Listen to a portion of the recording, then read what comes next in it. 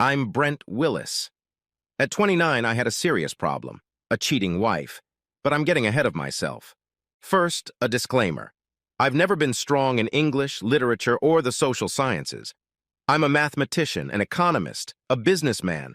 Don't be offended by my inability to use flowery language or give tantalizing descriptions of people or events, because I'm a just the facts kind of guy. In addition to what I described in the previous paragraph, I feel I need to tell you honestly about my strengths and weaknesses, without false modesty about the strengths and without downplaying or sugarcoating the weaknesses. I am very good-looking, successful in business, trustworthy, treat everyone with respect regardless of their position in society, and have almost always been honest. I'm a very attentive lover and put my partner's satisfaction above my own. I am gentle during lovemaking. 6 of the 7 women I have had sexual relations with have always told me this, and I believe it is a real plus. I left them quite satisfied with each encounter. For one woman who really liked it rough, I was a big disappointment. Also, perhaps because of some of the above characteristics, the parents of all the women I dated loved me. Sometimes I think the mothers liked me more than the daughters. Ha ha. As for my negativity, I am hopelessly unathletic and not very receptive. I am easily hurt by negative comments or actions of others. I have a delicate nature, and I often hide my emotions. Despite average physical strength and agility, I avoid physical confrontation and am not aggressive enough in any area of life except business and investing. Despite my lack of aggressiveness, I am genuinely vindictive towards people who wrong me, and, unless I am in physical danger, seek revenge. Details of my interactions with the 2 main characters in this story, Melissa Thompson and Doreen Bronson, in the distant past, would contribute nothing to this story and would bore you. So I'll tell you quickly and simply. I dated Melissa in college when I was in my final year of college, but we broke up just before the summer. It was complicated for me, but not devastating as it was mostly mutual. She was more commitment-prone than I was, but never hid it from me or cheated. I met Doreen the summer after my freshman year. Melissa, Doreen, and I attended different high schools in the same neighborhood, and all attended a nearby large public university. I dated Doreen exclusively during the summer and in the middle of my senior year when Melissa re-emerged on the scene. I dated both of them. I didn't hide it from either of them, until just before graduation, when both gave me the ultimatum to shit or get off the pot. It was a tough choice. Both of them are beautiful and sexy, but Melissa a little more so. Both seem to really have a crush on me, but Doreen a little more. Both are smart and come from good families. Although it didn't matter, Melissa's family is extremely wealthy and Doreen's is upper middle class. Sex with both of them was great, but perhaps with Melissa it was more satisfying for me. Although from Melissa's point of view, the sex was rated a 9 out of 10, while from Doreen's point of view, it was a 10. Doreen was always frank about everything. Melissa was considerably less candid, although I never once accused her of lying. I chose Melissa. Doreen was depressed and didn't even attend the graduation ceremony, and I heard from friends that she moved out of the area shortly after graduation. I also met with Doreen's parents, Tom and Lydia Bronson, after I broke up with her, as they and I had a good relationship. They realized how sincere my affection for Doreen was, and how difficult the decision was for me, and we parted on good terms. Melissa and I were married 6 months after graduation and lived in the same metropolitan area where we grew up, in an apartment her parents, Jack and Carolyn Thompson, had bought as a wedding gift. Melissa's parents really liked me, even more than the parents of most of the other women I dated. Melissa's mother, Carolyn, always greeted me warmly and bragged about me to her friends. Jack, Melissa's father, not only loved me, but was very impressed with my business acumen. He wanted me to move to work for one of the companies he owned, but I told him I wanted to separate my business life from his and go my own way. I never wanted anyone to assume that I had gotten promotions or responsibilities just because I was a son-in-law. Even though I never worked for him, after 2 years of marriage to his daughter, Jack insisted that I set up a power of attorney for Melissa's trust fund, somewhere around $15 million. Because she had absolutely no business acumen. The trust fund money was to go to her as soon as she turned 30, but I was responsible for every bit of it, except for about $3 million worth of preferred stock in one of Jack's companies, which couldn't be touched until Melissa turned 32, and even after that there were restrictions. Married life had gone well for me, even though I had learned something about Melissa that I had never noticed during our courtship, which was not surprising given my lack of discernment. She was more materialistic and much more concerned with her status in society than I had realized before we married. In fact, how she was treated by the rich, successful, and upper-class people in our metropolis was one of the most important things in her life. Despite the revelations about Melissa, which caused some anxiety, I was happy in our marriage. Melissa seemed to be there for me when I needed her, such as vigilantly supporting me when my parents, my only relatives I cared for, died in a car accident after we had been married for 3 years. The money I received from my parents' inheritance, after taxes and expenses, I put into an offshore account. I never told Melissa about it, and she never asked. We didn't need the money to have the lifestyle we wanted, but it was a significant amount of money on the order of $1 million. I intended to tell her that I had transferred it to an offshore account, but never got my act together. Maybe for some Freudian reason I didn't. I really don't know. When Melissa and I had just turned 29, our birth dates were only 3 days apart, we decided that she would stop taking birth control pills and we would have children, something we had always agreed to do since we got engaged. Even with my usual inattentiveness, it seemed to me that when she stopped taking the pill, her libido increased. Her libido had always been what I considered normal given my experience with the other 6 women I had sexual relationships with before marriage, so we usually had very good sex 3 or 4 times a week. After she stopped taking the pill, it seemed that she became more sexually aggressive and energetic during sex, and our frequency increased to 5 or 6 times a week. Even though she stopped taking the pill, it took her a while to get pregnant. We both realized that it would probably be at least a couple months before she got pregnant. So it didn't scare either of us.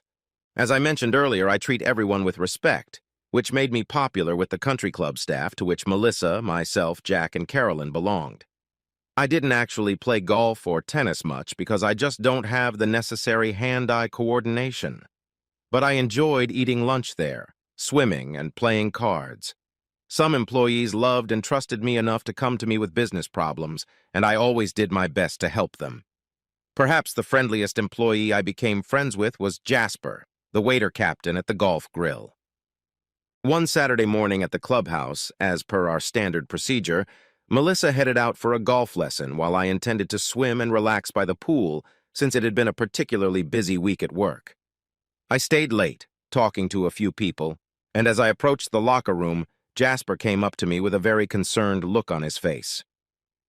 "Brent," he said, "I insisted that all the staff call me by my first name, although Melissa wanted them to call her Mrs. Willis. Can I talk to you for a minute?" "Sure," I replied, expecting it to be about some financial problems he was having. Jasper took me to a secluded corner. Tears welled up in his eyes, and when I asked worriedly, "What's wrong?" he blurted out, "I hate to tell you this, Brent, but your wife is cheating on you right now as we speak."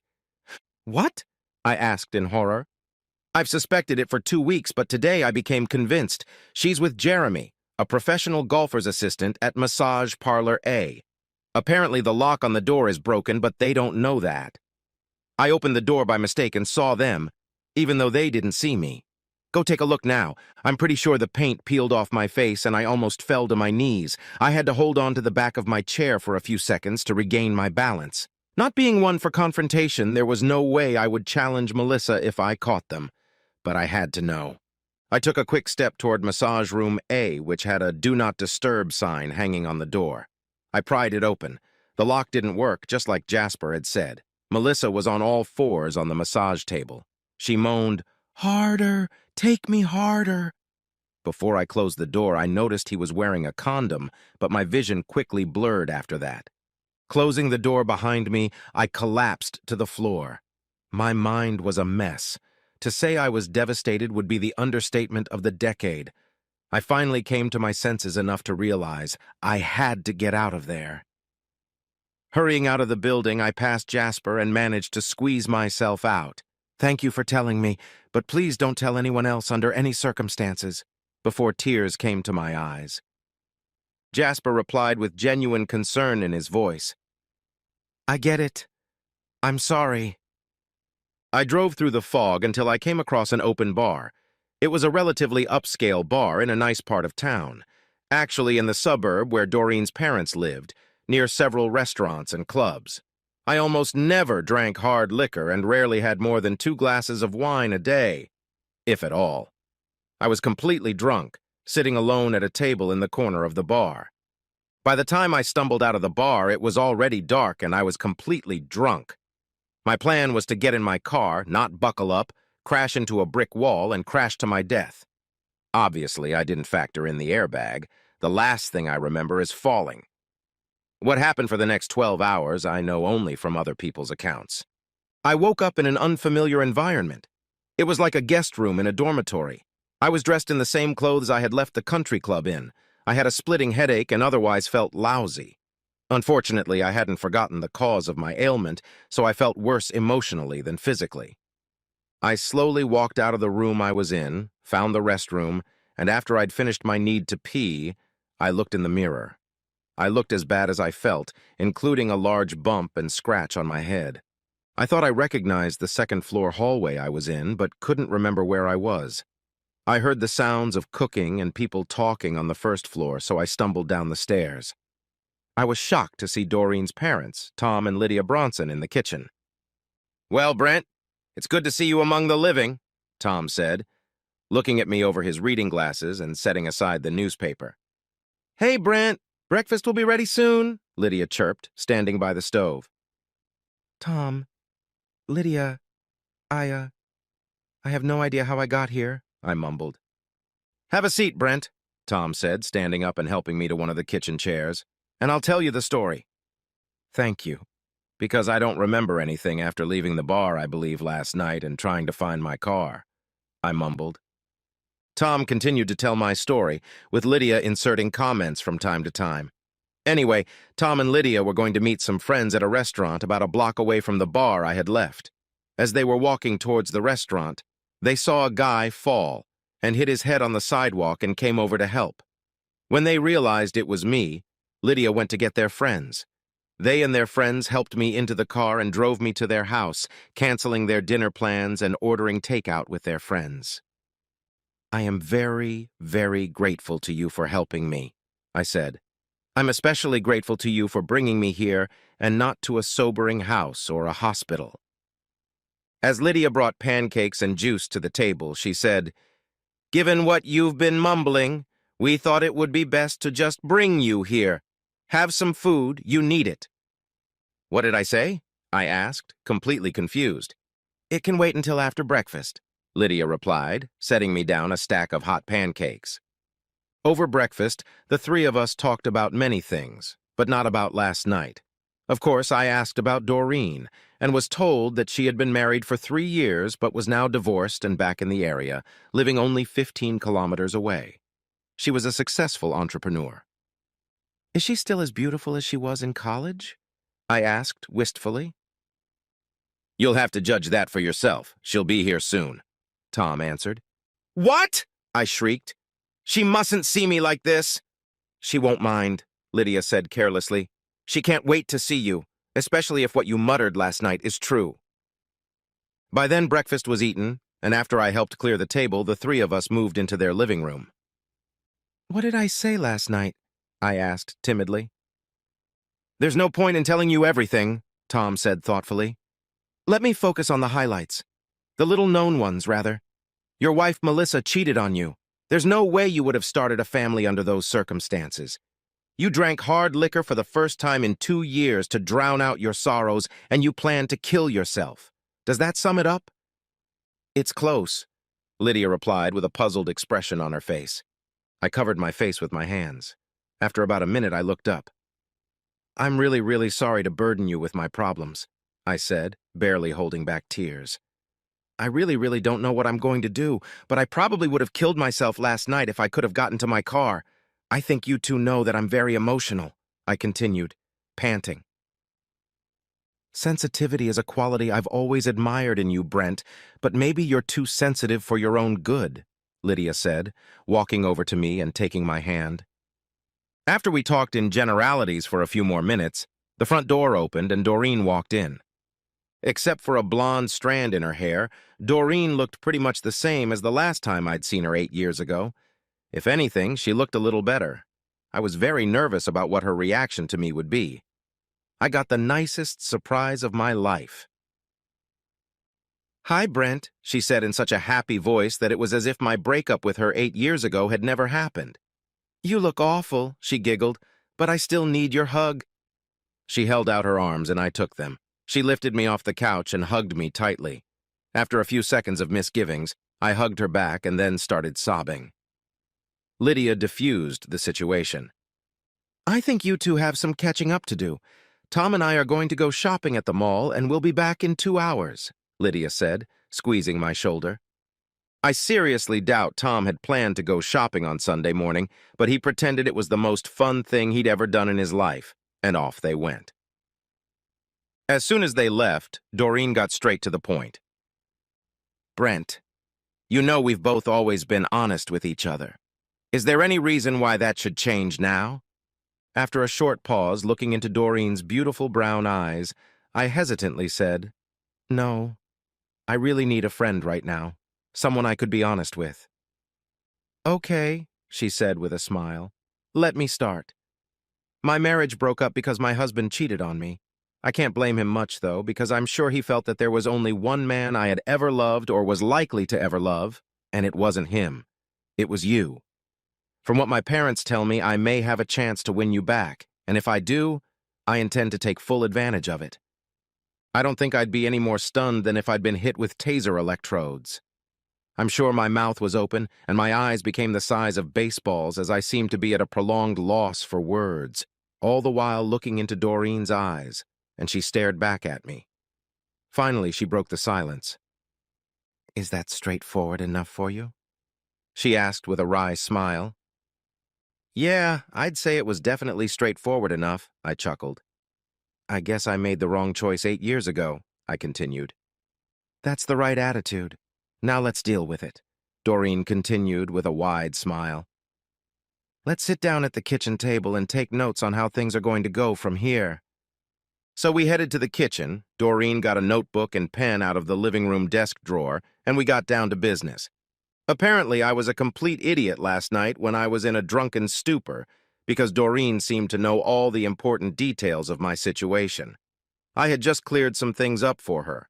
I had made it clear in our conversations that I wanted revenge on Melissa for real, no matter what else we did, and I wanted to be as far away from her as possible.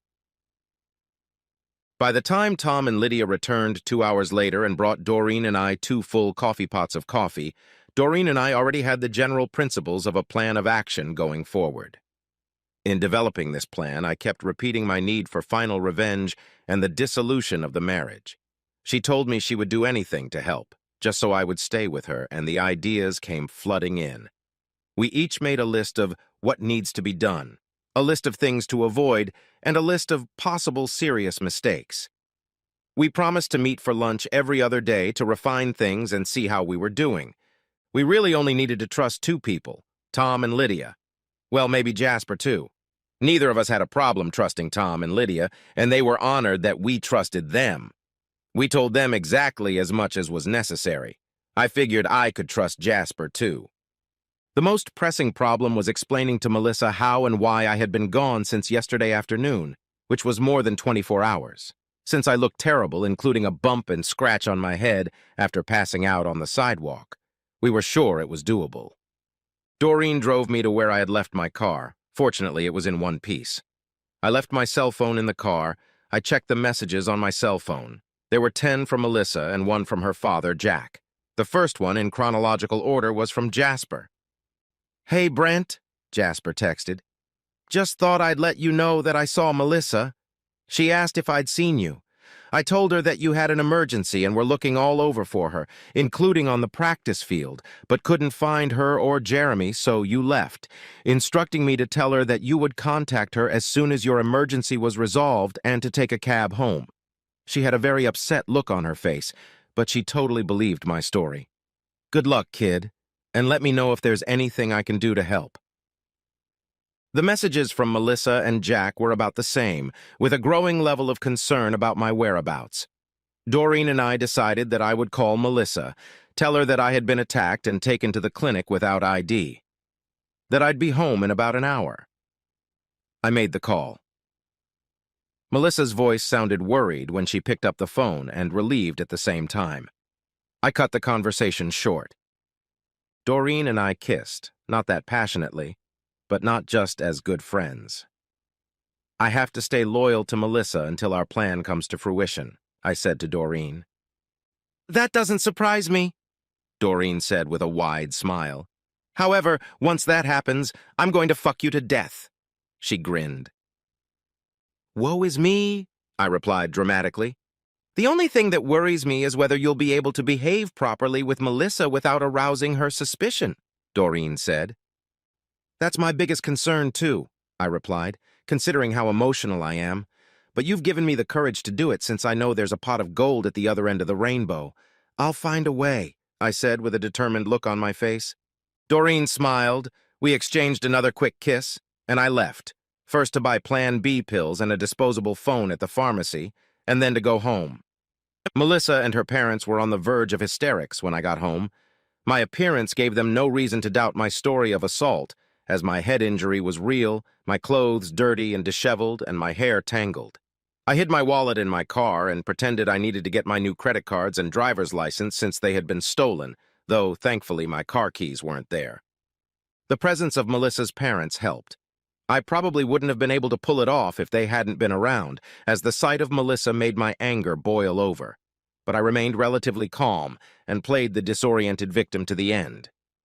Given her actions on Saturday, I was actually surprised that Melissa seemed very genuine in her concern for me, and there was no doubt that she hadn't slept last night.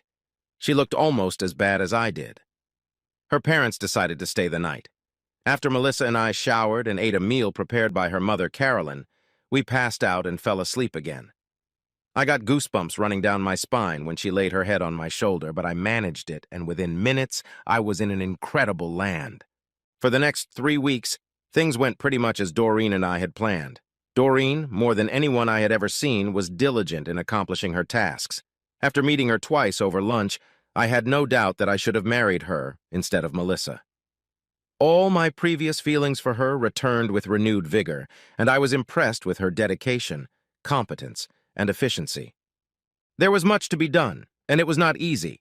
Since I was having difficulty interacting with Melissa, I wanted to stay on schedule despite the many minor setbacks. To avoid arousing suspicion and to satisfy her heightened libido, I even had sex with Melissa 8 times. Each time I imagined it was Doreen, and the morning after each session I would crush up a Plan B pill and add it to the breakfast I lovingly prepared for Melissa and watch her to make sure she ate it before I left for work. No way in hell would I want to have a baby with her. It sounds strange considering how terribly upset and devastated I was when I witnessed Melissa cheating. But 3 Saturdays after that horrible event, I was hoping that Melissa would start cheating again. I needed her to cheat in order to carry out my plan. Using the disposable cell phone I bought at the same time as the Plan B pills, I called Doreen first thing Saturday morning to make sure everything was going right. It was. I kissed Melissa one last time as we parted Saturday morning at the country club. She was off to her golf lesson, and I was off to swim. I tracked down Jasper, made him promise never to tell anyone that he had told me about Melissa's affair or that I had witnessed it 3 weeks earlier, and gave him $10,000 in cash. After waiting another 20 minutes, I surreptitiously removed the Do Not Disturb sign from the door of Massage Room A and verified that the lock was still broken and that Melissa and Jeremy were inside. I then enlisted the help of the club's training center director and head golf professional, ostensibly to find Melissa, telling them in desperation, "I have a very urgent situation." I coaxed the other two to have the head golf professional open the door to Massage Room A. As expected, assistant golf pro Jeremy was there, having Melissa doggy style. I noticed the condom again, thank goodness for small favors. The head golf pro blurted out, "What the fuck?" and the director of the training center loudly awed. I yelled, "Melissa!" The coupled couple looked at us with completely horrified and distressed faces. Melissa shrieked. Jeremy quickly tried to pull up his pants that were down around his ankles. A completely distraught expression appeared on my face, which wasn't hard to do, given the circumstances, and certainly required no action on my part. And then I turned and ran, sobbing. The sobbing was a pretense, though inside my heart was bleeding. As I left the practice area, I heard the head golf professional yelling at Jeremy. I quickly drove home and left a note with my wedding ring already prepared on the kitchen table. I also left my regular cell phone there as I didn't want to risk being tracked on it. 2 weeks earlier, I had my location devices disabled on both my car and my laptop. My laptop and a suitcase with the only things I valued, a few souvenirs from my parents, and a few changes of underwear and socks were already in the trunk of my car. My note read, "I loved you more than life. I can't live with your betrayal. God save my soul." I don't know how Melissa managed to get home so quickly, but she got there before I left. I would have preferred not to see her, but May worked out for the best as she partially satisfied my thirst for revenge. Melissa was truly gripped by panic. She kept grabbing me and I kept lashing out. She tried to meet my gaze and I avoided it. She was yelling things like, "I got too horny when I stopped taking the pill. I'm hormonal. It was just sex. I made him always use a condom. I need to have a baby with you. And what will my parents say if you leave?" The only thing I said in response to all of her hysterical tirades was a truly emotional response to the last question. "Tell them you killed our love and me." Tears stood in my eyes as I pushed her away from me and ran out the door. One part of my revenge required that I act on Monday to make sure everything went through, since money transfers couldn't be reliably confirmed over the weekend at most institutions. Doreen had rented a hotel room in her name in a busy part of town, and I parked my car in a remote part of another hotel about a block away from where she and I were staying for Saturday and Sunday. Although Doreen and I slept together and were affectionate during the 2 nights we stayed at the hotel, we did not have sex. I needed to supposedly die before it could happen, but I knew that once it did, it would be incredibly passionate. In accordance with our plan, I changed my appearance as much as I could in the time allotted. Doreen cut my hair much shorter than I normally wear, dyed it a lighter color, and styled it differently. I put on blue contact lenses to hide my usually green irises and glasses with simple plastic lenses. I glued on a professional blonde mustache that looked completely real and wore clothes Doreen had bought for me that were very different from what I usually wore. On Saturdays and Sundays, Doreen and I went to the movie theater next to the hotel, ordered room service food, and discussed our plans over and over again so that we could remember every detail by heart. On Monday morning, I made electronic transfers of about $12 billion worth of assets from Melissa's trust fund, which I legally had full control of, to 6 different charities for which Doreen and I had obtained all the necessary transfer information electronically. 5 of the transfers were made. The 6th was not, and there was no time to try to get information on another charity, so we had to limit ourselves to 5 transfers. One of the 6 charities had been set up by Doreen several years ago, and she still had operational control of it.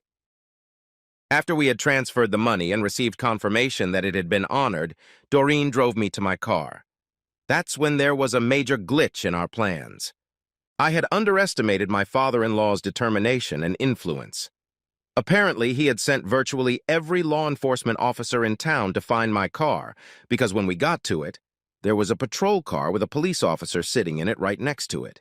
We needed my car because it had been specially modified to fulfill a major part of our plan. We had made some contingency plans, including buying a masquerade for Doreen and a spare costume for me. The resourceful Doreen immediately came up with a solution. She changed her clothes, ran up to the patrol car, and told the officer in desperation, "There's a guy with a gun in the hotel lobby." The cop immediately turned on his radio and drove from the remote part of the parking lot where my car was parked to the main entrance of the hotel. As soon as he was out of sight, I ran to my car, jumped in, and Doreen and I drove to the remote coastal mountain road where I had modified the guardrail.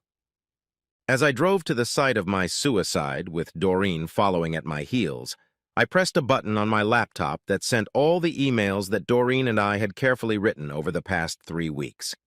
The emails were designed to be sent every few minutes. It took us about an hour to get to the right place, and by then, all the emails would have been delivered. Doreen did a great job of composing the emails, still using some of my winged phrases and other writing features so that it felt like they were coming from me, but were much more concise and effective. The emails basically said that I was too weak a person to survive the betrayal caused by my wife's cheating sex, and apologized for leaving my life without saying goodbye in person. The emails contained statements about the pain and anguish I was experiencing far more effectively than I could express, although these statements were 95% accurate in expressing my true feelings. The letter addressed to my father-in-law, Jack, was the most touching. I apologized to him that my need for both suicide and revenge was so great that I had undermined his trust in me by emptying Melissa's trust fund, and hoped he would find the strength to eventually forgive me. The location for the suicide was carefully chosen. There was a steep descent from the mountain road into a part of the ocean that had strong but ever-changing undercurrents. Anyone but the most imaginative explorer would have concluded that no one could have survived the fall from the cliff and that the human body might never be found, and certainly there was no way to accurately predict where it might end up, unless it was shattered by waves and rocks or eaten by sea creatures. A few days earlier, I had smeared acid on the bolts in one part of the fence at the suicide spot, and then another material that could mimic natural corrosion. My car had been modified so that when remotely controlled, the gas pedal rod in the engine compartment would be pushed forward. But when it reached the end of its travel, a small explosive device would be detonated, most likely destroying it. Doreen and I parked our cars on the side of the road near the suicide site. We looked through binoculars until we were sure there were no other vehicles within sight. I then positioned my car so that it was facing the fence and was about 30 meters from where the fence bolts had been loosened. I turned on the remote control so that the car picked up speed. When my car hit the weakened fence, there was just enough inertia for it to break and fall off the cliff, landing in the ocean 100 meters below. Doreen and I also deactivated the driver's side airbag in my car and soaked my blood and tissue into the part of the leather upholstery of the steering wheel that my head could hit in the event of a crash. We also applied my fresh blood to the leather steering wheel upholstery, but soaked it to make sure some blood would remain in case the fresh blood got washed away by the ocean waves. The car windows were open, my seatbelt wasn't fastened, and my wallet was lying loose in the car, so at some point it would surely float to the surface and hopefully be retrieved by divers. As soon as we saw the car hit the water, we got into Doreen's car and drove off. We drove 600 kilometers that day and another 600 the next, paying for everything in cash, until we reached our destination city, where Doreen arranged to get a document that would help establish my new identity. We spent the first 2 days and 3 nights in our original destination city in a hotel room. This time, we didn't just order room service food. We were fucking each other to mind-blowing levels. I expected my traumatic experience with Melissa to suppress my sexual abilities for a while. In fact, the opposite was true. Much of that had to do with Doreen's absolute devotion to me, which she had clearly demonstrated by perfectly planning and executing my escape, and how sexy she was. I quickly discovered that Doreen had not only gotten a little prettier over the past 8 years, but had also become considerably more passionate. So much so that on our first time together, I had abandoned my usual gentle lovemaking and we had fucked each other half to death. After that, we alternated between tender lovemaking and animal fucking, more times in 2 days and 3 nights than I thought was humanly possible, at least for me. After this period of constant fucking, fondling with fingers, tongue, toy action, and sucking, we had to take a break. We were both sore all over and could barely walk or pee without pain. Before we left our hometown, Doreen received a certified copy of the birth certificate of a child named Alex Simmons. Alex was born in a rural area with no computerized records just a year before me and died shortly after his birth. In our original destination city, using the photo with my new appearance, we purchased a fake Australian passport in the name of Alex Simmons. Doreen found out that Australian passports are the easiest to forge, and 2 weeks ago found an experienced professional in our original destination city. My fake passport was in perfect condition. It even had fake stamps for travel to Thailand and from 2 other Asian countries, a fake stamp for entering the US a month ago, and a tattered look. This would readily confirm my story that I was a Native American who had moved to Australia as a child and was now returning. With my new birth certificate and passport in hand, we drove leisurely to our final destination, located on the opposite coast from our hometown. We made it a rule to fuck in every state we passed through, even if it was just for an hour in a motel. When we reached our final destination, we rented an apartment and finalized plans to start our new life together. I had already transferred the money I had inherited from Brent Willis's offshore account to a new offshore account in the name of Alex Simmons. Using my birth certificate and Alex Simmons's Australian passport, I was able to open a U.S. bank account and transfer some of the money from the offshore account into it.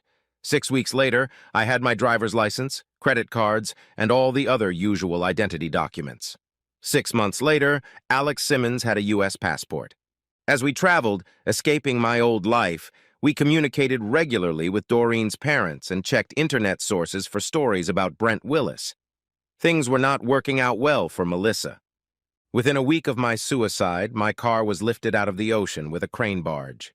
Divers found my wallet and almost everyone I knew was interviewed, and my financial records were scrutinized.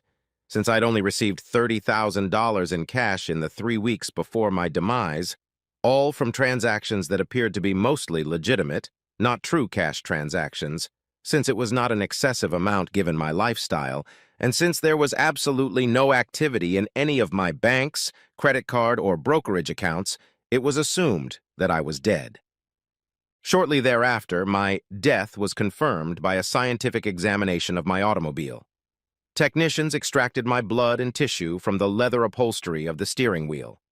The clumsy, intentionally clumsy on my part, disabling of the driver's side airbag in my car, as well as my suicide note to Melissa and suicide emails to everyone I knew, left the public in no doubt that I had committed suicide.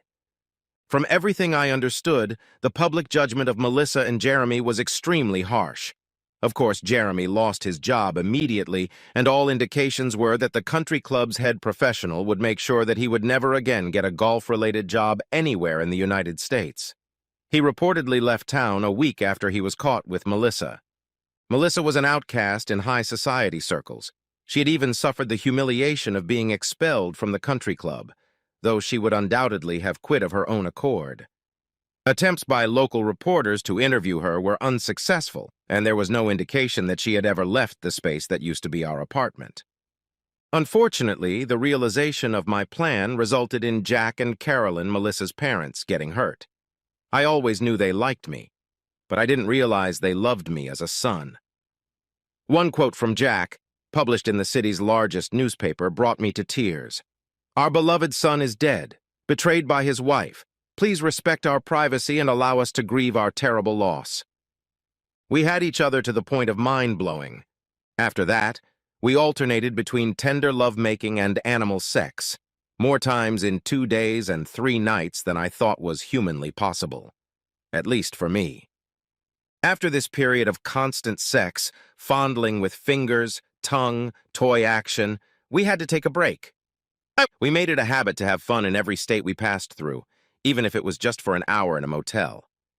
Doreen and I had just started our new life in our apartment when Tom and Lydia informed us that Jack and Carolyn were going to hold a memorial service for me. Although it was still a long time before I was officially pronounced dead, there was no one who didn't believe that I had committed suicide. Doreen decided she would attend the service and flew from our new town back to her hometown.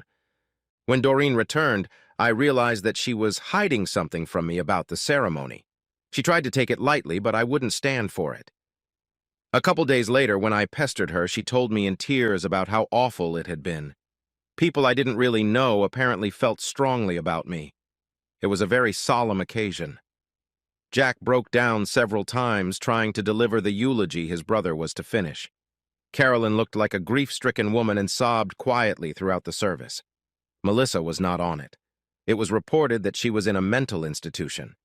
Not only did Melissa's family make no attempt to return the $10 million I had sent to charity from Melissa's trust fund, but they gave another $2 million, the amount I intended to send but failed to another charity in my name. My memorial service took place 4 years ago, I was officially declared dead 2 years after that.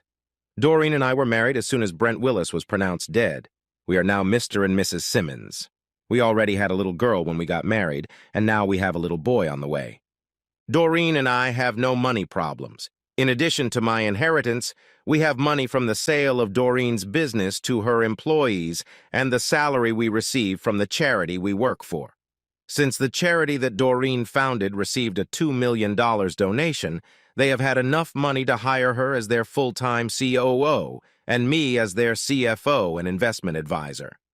Through philanthropy, we were able to help hundreds of low-income families and derive tremendous satisfaction from our work, including expanding our operations each year. Tom retired, and he and Lydia moved to a place only 20 kilometers from our home to be close to us, and especially to their granddaughter and future grandson. I love Doreen more than I ever loved Melissa, and she loves me more than Melissa ever loved me. It makes me feel guilty that I didn't choose her after college.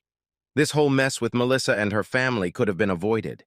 I gave up trying to find out what happened to Melissa, Jack, and Carolyn. The news was never good and only made me feel more guilty. The last I heard was that Jack and Carolyn had set up a scholarship in my name at the college Melissa, Doreen, and I attended. Melissa got out of the psychiatric hospital after 6 months of treatment and moved away. Doreen and I could not have been happier with each other and our life together. Except for one thing. We could not feel more guilt than the guilt we feel because of how successful my revenge was. We now know that even the guilty Melissa, not to mention the innocent Jack and Carolyn, didn't deserve what we did to them. I wish I hadn't been such a cowardly shit, hadn't stood up to Melissa and just divorced her. What if is a bitch?